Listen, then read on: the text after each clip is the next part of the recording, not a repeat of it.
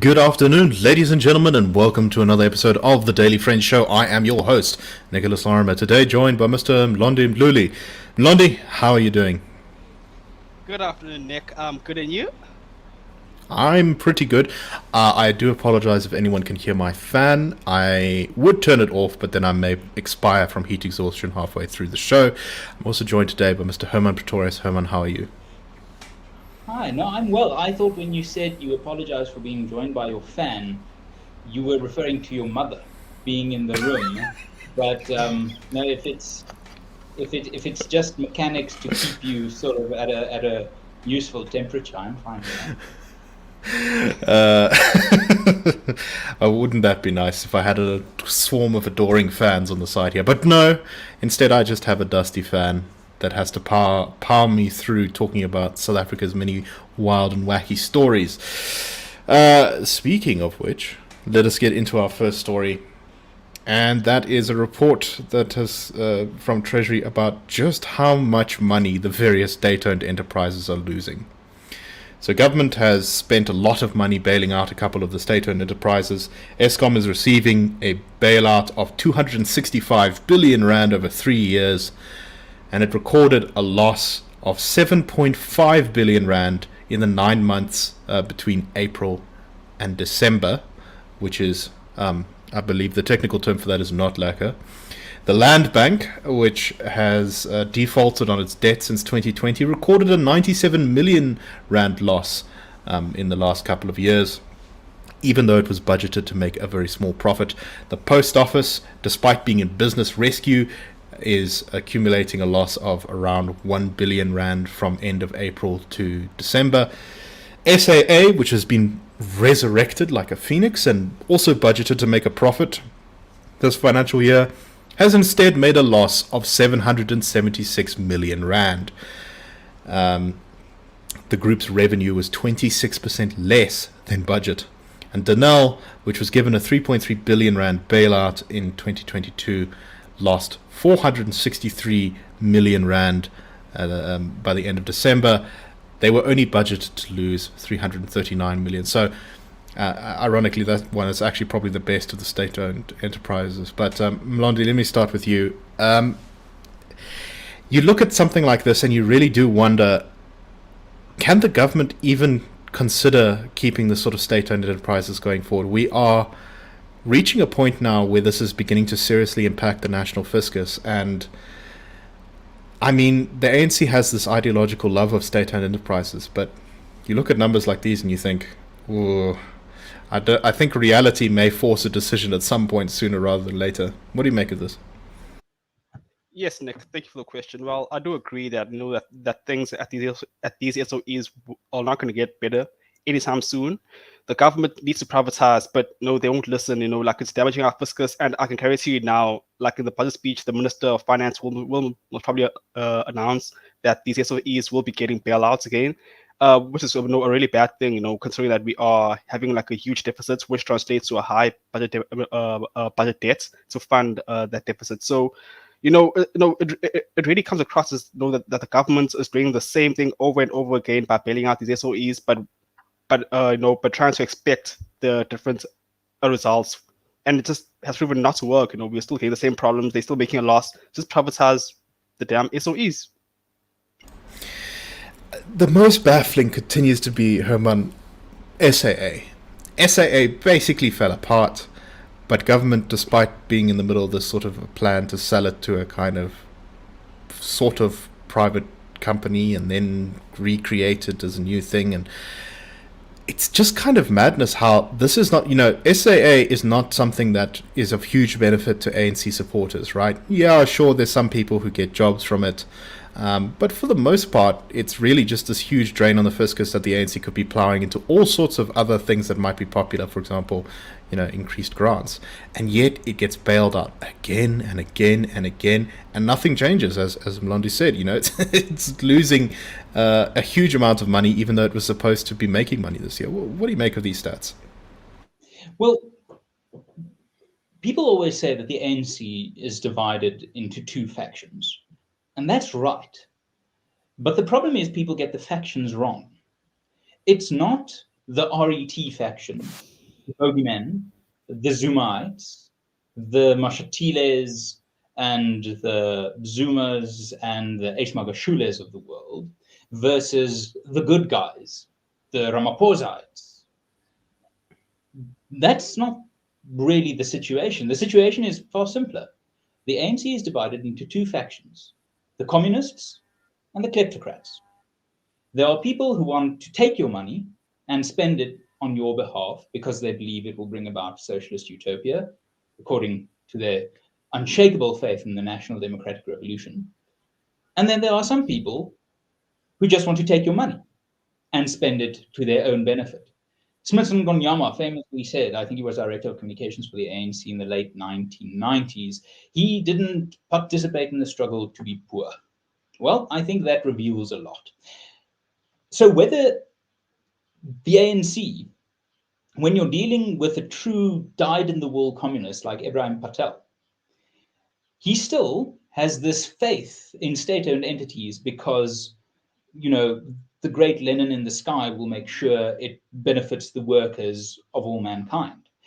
But on the other side, you also have support for SOEs, not because of any belief in the great Lenin in the sky, but because it is a patronage network. And if there's one thing that remains consistent within the ANC, it is that it is driven through its reliance on a patronage network that cuts all the way from the most basic services being delivered at local government level all the way to the top to something like an SOE. This is why Transnet can, for breathalyzer straws that are worth 28 cents, pay 28 Rand, a markup of 10,000%, because it's a patronage network. It is an excuse to get money. And we're in budget month, and Mlondi mentions the drain on the fiscus. The problem fundamentally here is that people misunderstand what corruption is. Corruption isn't having the wrong people in power. Corruption is having the wrong people in power who are unaccountable and having too much money in the hands of those people. The best way to fight corruption in South Africa consists of two very simple steps. Tax cuts, so that the government cannot get its money on the people who work hard to be productive and value add to the economy. And the other part is a voucher system for education, healthcare, and housing to make sure that the state resources that are generated fairly, I think, to the benefit and to the satisfaction in principle of all South Africans, are actually spent by the people who will benefit from the spending of those resources. Because what we have a situation here in the SOE bailouts is it is the money being spent on behalf of people who cannot benefit from the spending, taxed from people who won't benefit from the spending in the first place. So whether it's an ideological commitment to thinking the state centralization is the way to a utopia, or whether it is just our turn to eat, the appetite, the ANC appetite for an SOE is insatiable. Why?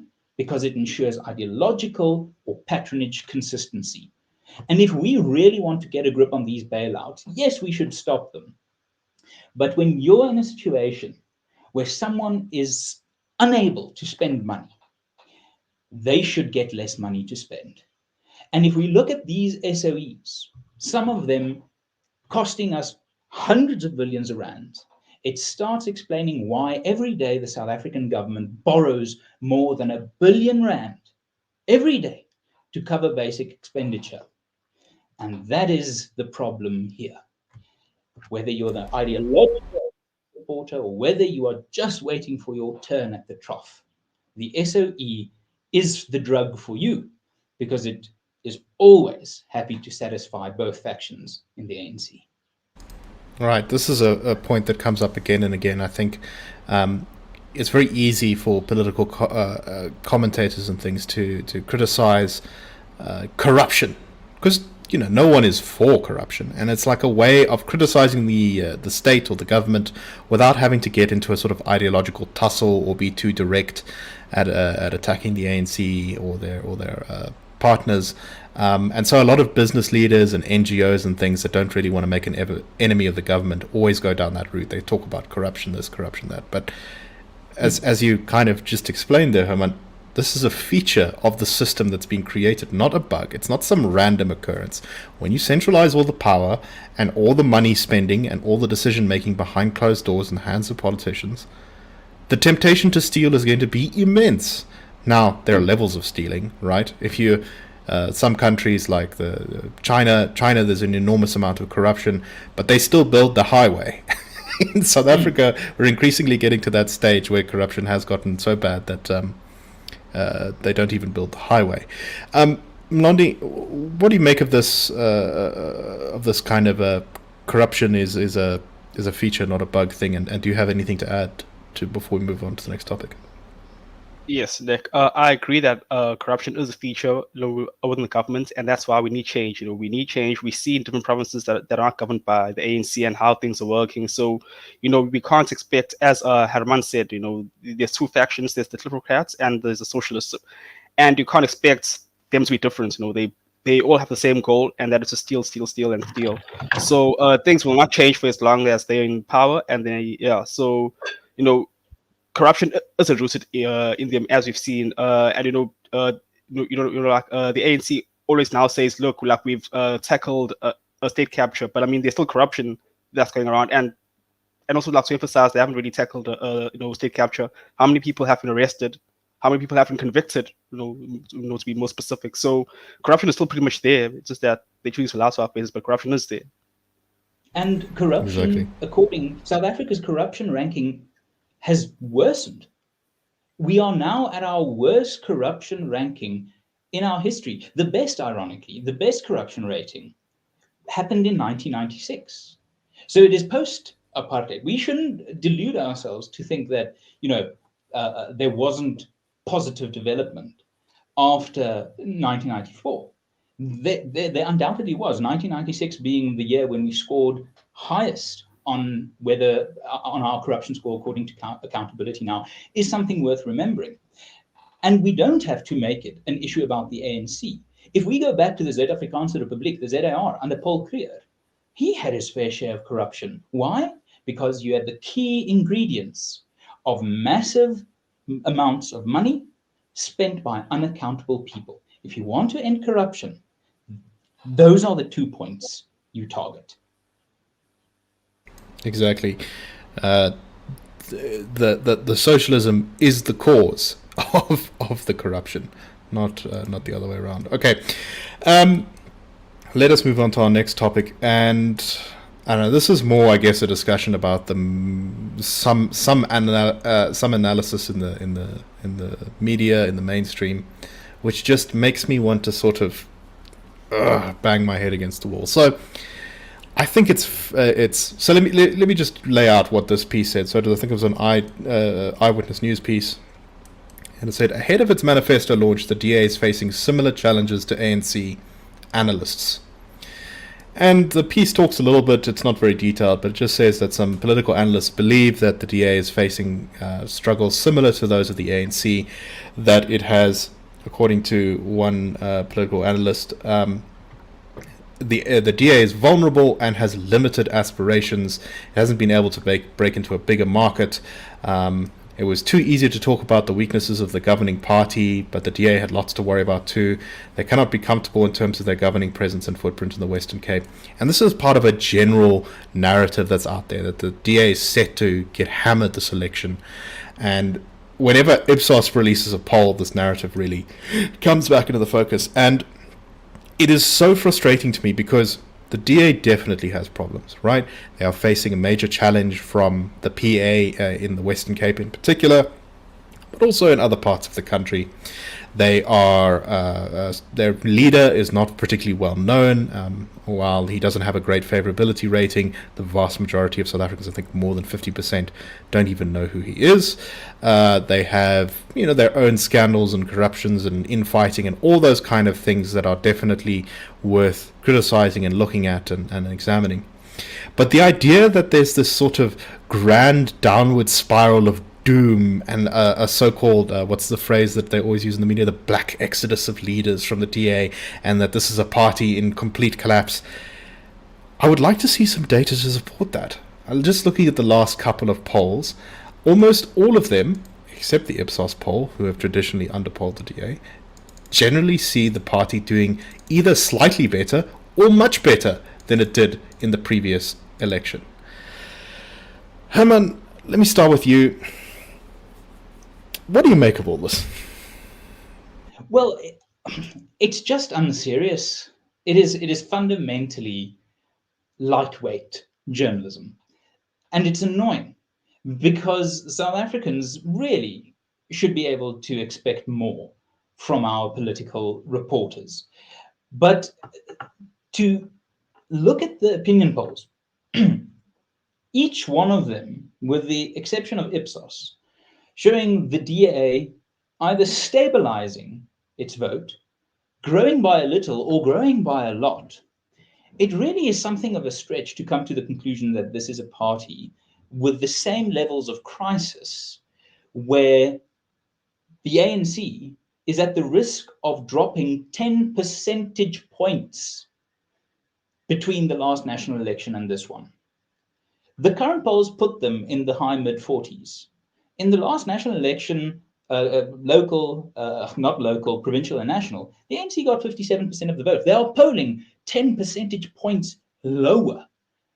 That is an incredible amount. And yet the party that is either stable or growing, no, same sort of. And what annoys me about this is that there's so much to criticize in the DA, especially from over the last 10 years from a classical liberal perspective. Their flirtation with multiracialism over non-racialism was a fundamental mistake. It seems to be righting itself now, and I must say I was very impressed by the DA's policy framework that they set out a week or two ago for their first 100 days in office. Good stuff. They said the P word. They said privatization, as Mlondi was saying in our first topic. But I want to end my response with a little conversation I once had with a senior and a very respected SABC journalist who said, no, the black exodus out of the DA. And I said, but what about the white exodus? And he said, what do you mean? I say, what about Athol Trollip and Paul Bowie and Michael Beaumont? I mean, are we just going to racially discriminate on the people who left the DA? Surely, if the problem is that the DA keeps on losing people, is it possible that we can at least be non-racial in their failures? But they can't even do that. This is a party that is consistently in a country with a 90, I'm not sure what the exact figure is, 90% of our voters are black South Africans. If only black South Africans voted, then it would be a very tight race between the EFF and the DA for who would be the official opposition. That is to indicate that even if earning the black vote was the sole perspective, the sole glory bullet, the silver bullet of what would cure politics, rather than solutions that would benefit everyone, irrespective of their race, why is a party like the ACDP that has always had a black leader doing so badly? The idea that the DA has the same level of problems as the ANC is so ridiculous that I only have to ask how on earth the many political assassinations that must be happening in the DA, because it's at the same level of problems as the ANC, how the DA has managed to hush that up. Because if the ANC and the DA are at the same level of crisis, my word, there are a few political murders going unreported. Yeah, no, exactly. Mlondi, what always strikes me when I read this is it really seems like quite a lot of these analysts, and usually the worst offenders, although not always, are academics, but not always. I'm painting with a broad brush here. It sort of seems to be the attitude is, rather than looking at polls, rather than looking at by-election results, things like that, and you can find some evidence for the DA not doing so well in by-election results. The kind of a lot of the analysis that makes it into the political commentary seems to be kind of I don't know how to describe it except vibes based. It's like, me and my friends think that John Steenhuisen is a bad leader, so, we think the DA is going to do badly this time. What? Yeah, true, Nick. I absolutely agree with you. I just think that it was a news day for EWN, and they were like, let's start something just to get people's attention. And I think that's just one of the, that's one of the articles that was written. But I mean, look, historically, you'll know that the DA and the media, the media has really, really, really viewed the DA like in high regard. They always try to find that negative thing to write about the DA. It's never positive. It's very rare to find parts of, a news about the DA. Like, yes, they are there, but I mean, it's very rare. So this isn't really surprising considering that we are going into an election this year. So, I mean, it's all things that shouldn't be noted. But I mean, like the polls have said one thing, as you said, Nick. They say that the DA is either going to grow, slightly or by a large margin. So I mean, surely like all polls can't say the same thing, So it shows that the DA is doing something right and they're growing. So there's nothing to be worried about. I think they probably are going to have to fight probably a different campaign to the one they've fought before. The environment is changing, and there's so many pieces in play at the moment. I think this is a very different electoral landscape from what they've ever had to face before. With the ANC weakening, but then you've got parties like MK and the EFF sort of eating up pieces of the ANC, but then you've also got new opposition parties like Action SA, Build One SA, Rise Mzansi, and the PA all sort of kind of struggling for that anti-ANC vote as well. So I think things could still go wrong for them in this election.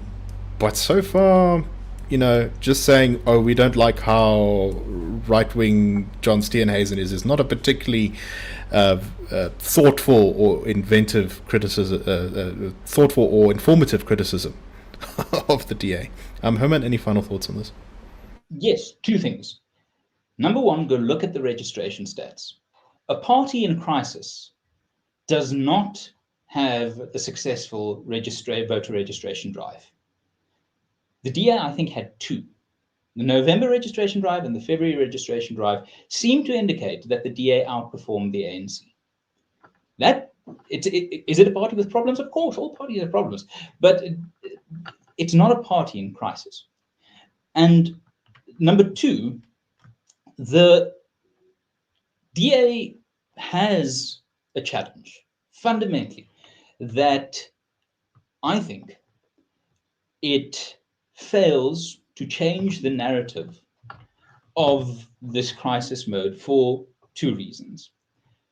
That there is a baked-in media bias in South Africa. This South African media sphere has been, over multi-generations, been shaped by the journalistic instinct to, I think, see justice done.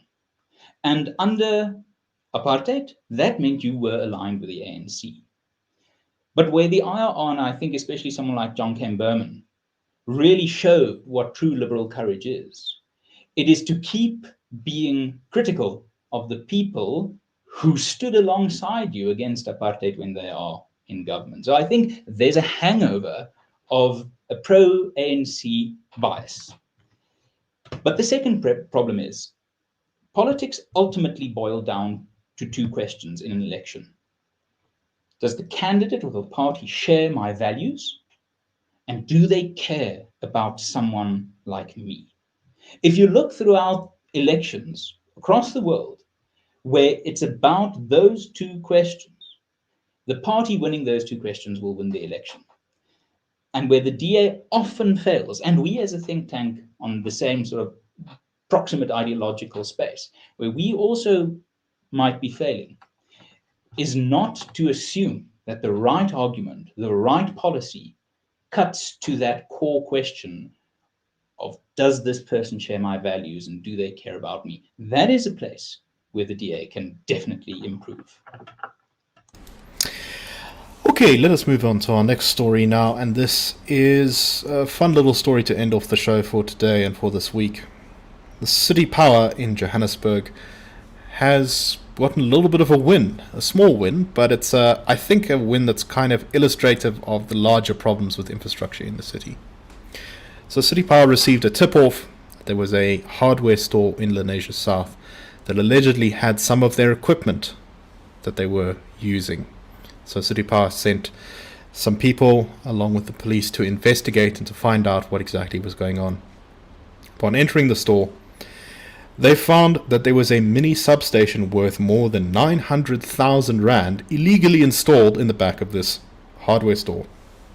This particular one, they knew from the numbers on it, had been ordered by City Power and was in their depot 10 years ago, and has apparently been in this hardware store since it disappeared straight from the depot in 2014.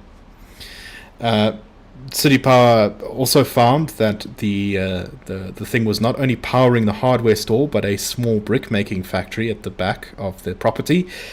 And they also found that it was illegally connected to the grid via a kilometer-long cable. The owner simply claimed that he had applied for a 3-phase connection to his property, and he thought that this was it, which is quite laughable. But the City Power media liaison said they didn't know how this property went missing, and that they really, maybe think that it might be time to look into whether there was some inside help on this. Let me save City Power a little bit of trouble on that one. It was definitely inside help on the stealing of this thing. Firstly, it disappeared from the depot. It wasn't stolen from the street. And secondly, it was clearly professionally installed to be able to hook into the grid using a kilometer-long cable. Like, an ordinary electrician might, in theory, know how to do that, but he's probably not going to do that because it's dangerous and complicated and much more difficult than usual.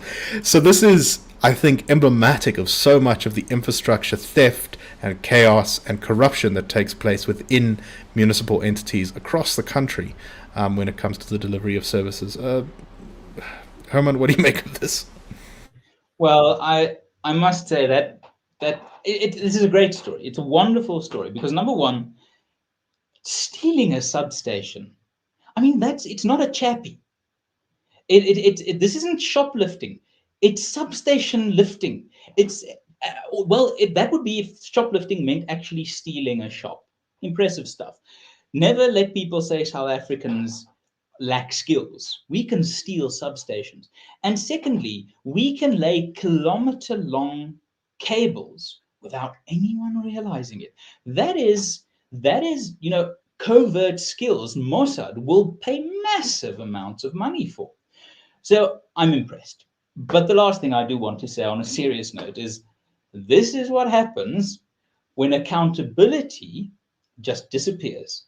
And I think part of the problem here is, and this is perhaps a conversation for another day, as long as a city insources so many functions that could be done by private sector actors that must compete and deliver and ensure that the promised tender benefits or contract deliveries materialize, instead of that competition-based, merit-based market, insourcing leads to a situation where people who dig holes to cover a pipe earn more than 10,000 Rand a month.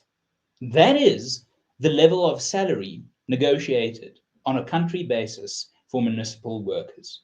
If you pay people too much and you remove the element of healthy merit-based competition, don't be surprised when you accidentally find a substation not where you saw it last time. So Mlondi, reading through this story, I do actually wonder whether there was even a theft at all, or whether he just paid a City Power official, maybe even the depot manager, to deliver this thing to his house and to his shop and install it for him. Do you have any thoughts on this rather bizarre episode?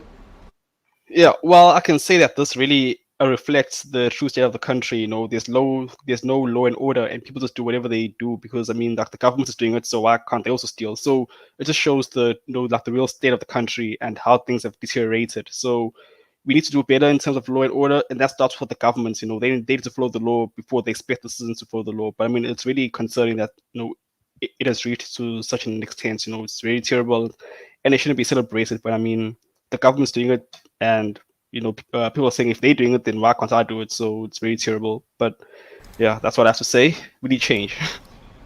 Yeah, I think that's very true.